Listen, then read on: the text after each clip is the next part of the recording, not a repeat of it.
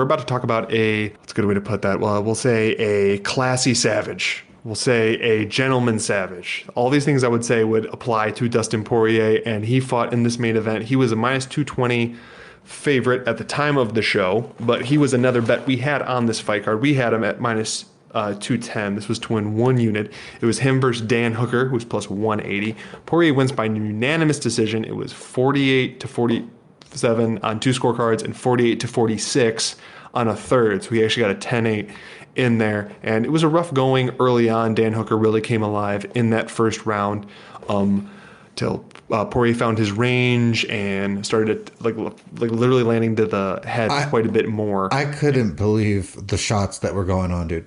Oh man, for anybody that has ever questioned Poirier's chin, I mean, honestly, the only 2 times I think you can question his chin was, I think 45, that cut hurt him like a lot. It really did. And then the Michael Johnson one at 55, right after he went up, before he bulked up a little bit. And man, Johnson at 55, like, he was a big what if, like what could have been of a guy that had some serious power, had some long limbs, had great wrestling, had some sub issues, but either way, like, had a good thing going. But man, Poirier took some serious shots, and all he did was, like, after each one, he would recompose himself and push forward. And he always kept pushing forward. And because he kept pushing forward, Hooker kept backing down. It's the same thing that Barboza did to Hooker. The only thing I think that we called wrong on this fight, I think there was only one thing we called wrong. We thought that Poirier was going to hit the body a lot more like Barboza did. He did everything that Barboza did except that. He pushed forward. He made Hooker pay for every shot. He put on the power. He was willing to take one to give one because he knew he was hitting harder, similar to when he fought Holloway, because that's another fight we compared it to. As long as he hits harder over the long run, he's going to slow Hooker down. And he did. You can see the breakdown of the striking scores that they gave for it, where it was close but clear to Hooker in the first and the second in terms of strikes. In the fourth and the fifth, in the third and the fourth, you saw Poirier come alive with strikes, all carrying the same amount of power. And then you just saw Hooker just slow down more and more and more.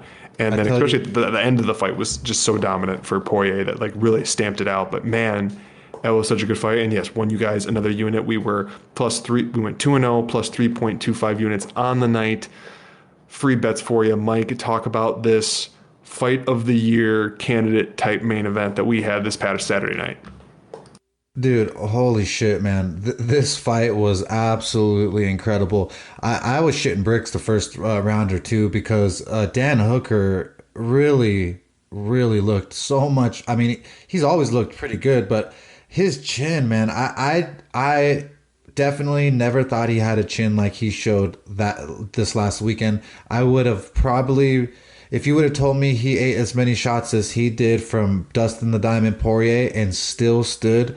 if you would have said he was going to get hit 5 times from Dustin, I would have said he's done knocked out.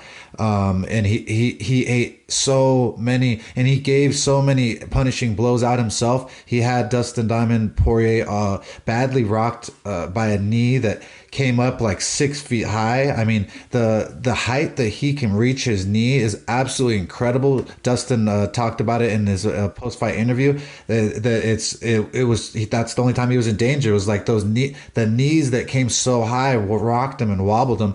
But this fight was one of the best fights that I've ever seen, that I've ever bet on. Like I said, to be honest, it was shitting bricks a little bit on the first and second because I've never seen such a determined Dan Hooker. But that goes to show you how well his squad and his camp is, and how well they're trained and how well they're advancing over there.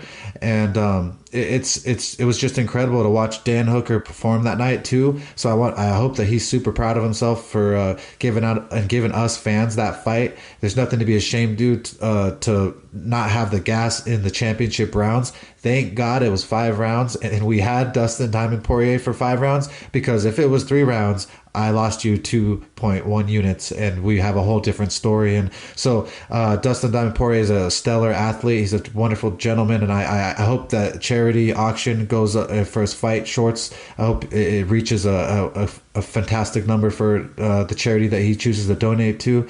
I mean, he's a wonderful father too, and that's the first thing he said he wanted to do was go see his little girl. And Bob and I have kids too, and that shit, it just gives me chills right away. So Dustin Diamond Poirier, thank you so much for being the and mixed martial artist you are. Thank you for the one extra unit. That was 3.25 units on our 2-0 night. You add MMA Gangster with the plus 600, and that's we only take half of that, so it's plus 300 on that, and that's 6.25 units for a free show. So let's go.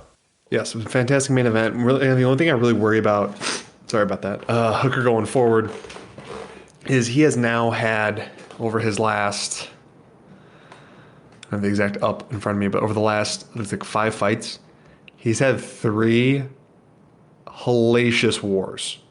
Like if you're going back to the Barbosa fight, so the Barbosa fight, the Felder fight, and this one, for someone who's so young and who shows so much promise, he's getting hurt, man. And Battered. I just worry about it because like this is a lot of fights in a row to have that happen. Obviously, I know they weren't 1, 2, 3, but that's a lot of damage taken in 18 months. The CTE is tremendous, dude. And you can see it start to wear on him at the tail end. Like, I mean, don't get me wrong, I think he has gas for 5. I think he had better gas against Felder, but I don't think he took this amount of damage versus Felder or had to throw this much to try to keep Poirier off of him. So obviously that adds up. But I don't know. I just tend to worry, and I know I believe I said it after the Barbosa fight of you worry about those kind of fights just taking it out of a fighter and them not being the same. He's kind of shown that he's resilient, but I don't know. The more of these that happen, the more you start to worry. As much as Poirier, and he got hit a lot in this fight. I'm not saying Poirier didn't. This one was rough for Poirier too. But in all of the other fights where that goes on in Poirier fights, he takes shots, but he by absolute measure gives out more and always gives himself time to recover and goes for the kill when he can. So like he takes shots, but I don't know. I don't know if it was the visual of the excess of cuts and blood and everything like that. I just think Hooker looked a lot worse at the end. And yes, obviously I know cuts and that do a big thing for that, but I just worry about him going forward. But I don't know. I guess before I pity him too much, do you have an idea of where you would like to see Dustin Poirier after this? Obviously, they're planning on doing Gaethje versus Khabib in the fall. But who would you like to see Poirier fight, assuming that he has to fight one more before he gets that title shot? If he's smart like he is, he'd take a money fight and possibly. I mean, what sucks is I want to say Conor McGregor, but he said he retired. I don't know if that's real. You know, if that's real, then that sucks. Well, it was odd. This was one of the first times there's been a big fight in either lightweight or welterweight, where immediately after it ended or while it was going on, Conor McGregor didn't tweet anything. He's been radio silent. So there isn't like, yeah, I don't want to see Dustin fight Khabib again. So that doesn't work. And then, but if Gaethje wins, he's prime right there because he has that win over Gaethje. Yeah, and that would be cool for him then to come up and take his belt and shine like we want him to shine. So I would say I'd sit back and wait for and pray to God that Gaethje can beat Khabib, and I think that Khabib's gonna have a little bit more trouble with Gaethje than he thinks. No, I know we both agree on that. I'm looking forward to odds closer when that fight comes out. If you like this clip, remember to like, subscribe, and comment. We want to hear from you. Let's roll.